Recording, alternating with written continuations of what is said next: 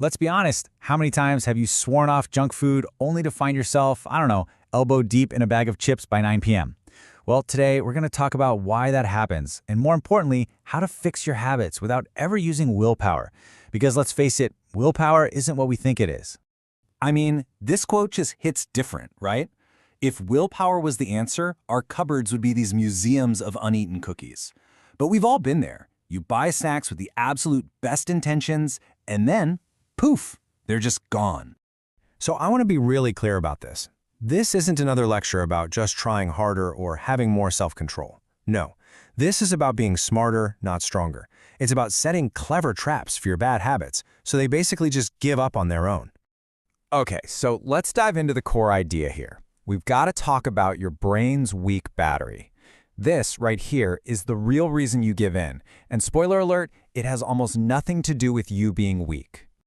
I want you to think of your willpower just like your phone's battery. Seriously, it's this limited mental energy source. You start the day at 100%, but every single decision, every temptation you push away, it just drains that battery, bit by bit. And this is where it all clicks into place. In the morning, when you've got a full charge, yeah, you're going to choose the best option. You'll go for the salad. You'll think long term.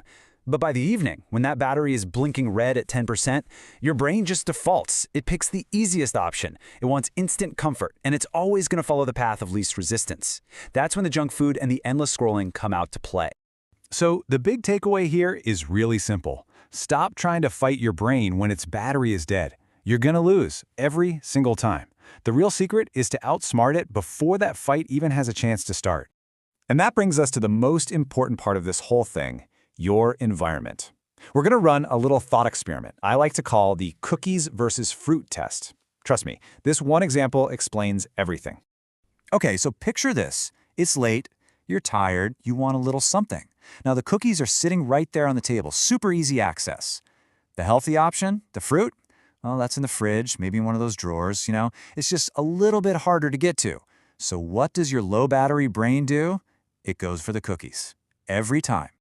But now, let's flip the script. Let's say you've designed your setup. There's a big bowl of fresh, ready-to-eat fruit right on the table. And the cookies? They're not just hidden away. They're not even in the house. Access is impossible. Now what happens? You eat the fruit. The key lesson is so simple. You didn't need willpower. You just needed a better setup.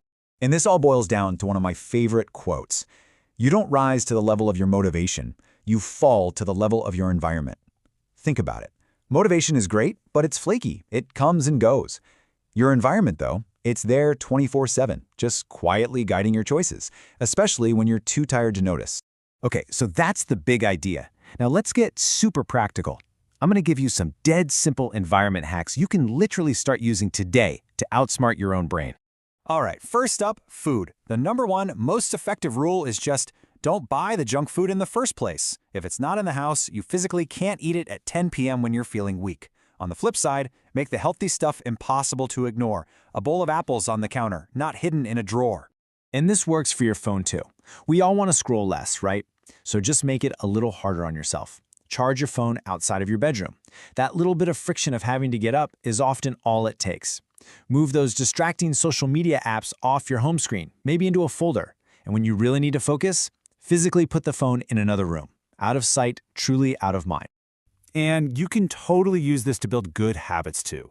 Want to read more? Put your book right on your pillow. You literally have to touch it to go to sleep. Trying to work out in the morning? Lay out your clothes the night before. It removes one tiny decision, one tiny excuse for your tired morning brain. You're just making the good choice the lazy choice. See? It all comes down to this one golden rule. Just make your bad habits difficult, inconvenient, and invisible. And at the same time, make your good habits obvious, attractive, and stupidly easy. So let's wrap up with the super simple science behind why this is all so powerful. And remember, the goal here isn't to fix yourself, it's to fix your system.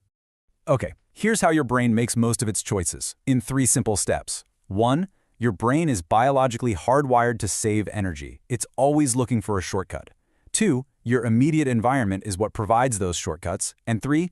If you change the shortcut, you automatically change the behavior. It's that simple. You're not fighting your urges, you're just redirecting the path. And I really want to leave you with this thought. You are not weak. You are not lazy. You are most likely just living in an environment that is perfectly designed to make you fail. But the amazing news is, you are the architect of that environment. You can change it. So I have a question for you. What is one habit that you are really struggling with right now?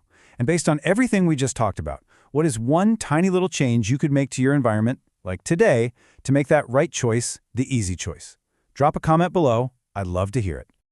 And hey, if this whole idea just clicked for you, do me a favor and give this explainer a like and definitely subscribe for more simple ideas that, actually work.